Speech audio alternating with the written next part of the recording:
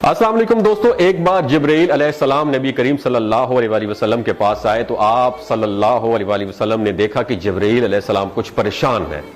آپ صلی اللہ علیہ وسلم نے فرمایا، جبرائیل کیا معاملہ ہے کہ آج میں آپ کو غمزدہ دیکھ رہا ہوں؟ تو جبرائیل علیہ السلام نے عرض کی، اے محبوب، کل میں اللہ پاک کے حکم سے جہنم کا نظارہ کر کے آیا ہوں، اس کو دیکھنے سے مجھ پہ غم کے آثار نمودار ہو رہے ہیں۔ نبی کریم صلی اللہ علیہ وسلم نے فرمایا کہ جبرائیل مجھے بھی جہنم کے حالات بتاؤ۔ جبرائیل نے عرض کی، جہنم کے کل 7 درجے ہیں اور ان میں سے جو سب سے نیچے والا درجہ ہے اللہ ان میں منافقوں کو رکھے گا، اس سے اوپر والے 6 درجے میں اللہ تعالیٰ مشرک لوگوں کو ڈالیں گے، اس سے اوپر 5ویں درجے میں اللہ سورج اور چاند کی پرستش کرنے والوں کو، عبادت کرنے والوں کو ڈالیں گے، 4تھے درجے میں اللہ پاک آتش پرست لوگوں کو ڈالیں گے، اور 3رے درجے میں اللہ پاک یہود کو ڈالیں گے، 2 درجے میں اللہ تعالیٰ عیسائیوں کو ڈالیں گے۔ یہ کہہ کر جبرائیل علیہ السلام خاموش ہو گئے تو نبی کریم صلی اللہ علیہ وسلم نے پوچھا، جبرائیل آپ خاموش کیوں ہو گئے؟ مجھے بتاؤ کہ پہلے درجے میں کون ہوگا؟ جبرائیل علیہ السلام نے عرض کیا کہ اے اللہ کے رسول، پہلے درجے میں اللہ پاک آپ کی امت کے گناہگاروں کو ڈالیں گے۔ جب نبی کریم صلی اللہ علیہ وسلم نے سنا کہ میری امت کو بھی جہنم میں ڈالا جائے گا تو آپ بے حد غمگین ہو گئے اور آپ نے اللہ کے حضور دعائیں کرنا شروع کر دی۔ 3 دن ایسے گزرے کہ اللہ کے محبوب مسجد میں نماز پڑھنے کے لیے تشریف لاتے، نماز پڑھ کر حجرے میں تشریف لے جاتے اور دروازہ بند کر کے اللہ کے حضور رو کر دعائیں فرماتے۔ صحابہ حیران تھے کہ نبی کریم صلی اللہ علیہ وسلم پر یہ کیفیت کیسے طاری ہوئی ہے، مسجد سے حجرے جاتے ہیں، گھر بھی تشریف لے کر نہیں جا رہے۔ جب 3را دن ہوا تو سیدنا ابو بکر صدیق رضی اللہ تعالیٰ عنہ سے رہا نہیں گیا، وہ دروازے پر آئے اور دستک دی اور سلام کیا، لیکن سلام کا جواب نہیں آیا۔ آپ روتے ہوئے سیدنا عمر رضی اللہ تعالیٰ عنہ کے پاس آئے اور فرمایا کہ میں نے سلام کیا لیکن سلام کا جواب نہیں پایا، لہٰذا آپ جائیں، ہو سکتا ہے آپ کو سلام کا جواب مل جائے۔ آپ گئے تو آپ نے 3 مرتبہ سلام کیا لیکن سلام کا جواب نہ آیا۔ حضرت عمر رضی اللہ تعالیٰ عنہ نے سلمان فارسی کو بھیجا لیکن پھر بھی سلام کا جواب نہیں آیا۔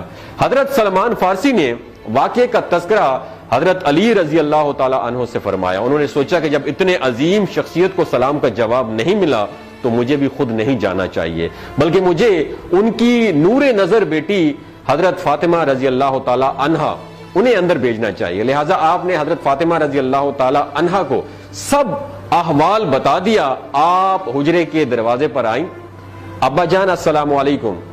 بیٹی کی آواز سن کر محبوب کائنات اٹھے، دروازہ کھولا اور سلام کا جواب دیا۔ ابا جان، یہ آپ پر کیا کیفیت ہے کہ 3 دن سے آپ یہاں پہ تشریف فرما ہیں؟ نبی کریم صلی اللہ علیہ وسلم نے فرمایا کہ جبرائیل نے مجھے آگاہ کیا ہے کہ میری امت بھی جہنم میں جائے گی۔ فاطمہ بیٹی، مجھے اپنی امت کے گناہگاروں کا غم کھائے جا رہا ہے اور میں اپنے مالک سے دعائیں کر رہا ہوں کہ اللہ ان کو معاف کر دے اور جہنم سے بری کر دے۔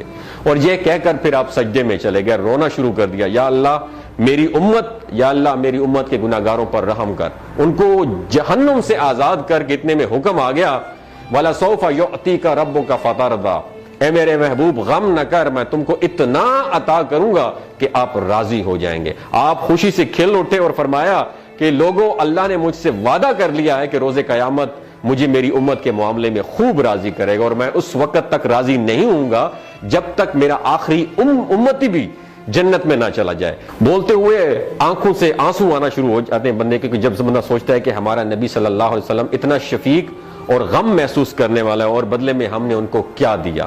آپ کا 1 سیکنڈ اس ویڈیو کو دوسرے لوگوں تک پہنچانے کا سورس ہے۔ میری آپ سے عاجزانہ اپیل ہے کہ لا حاصل اور بے مقصد پوسٹیں ہم شیئر کرتے رہتے ہیں، لیکن آج اپنے نبی کی رحمت کا یہ پہلو کہیں ہم سے مس نہ ہو جائے۔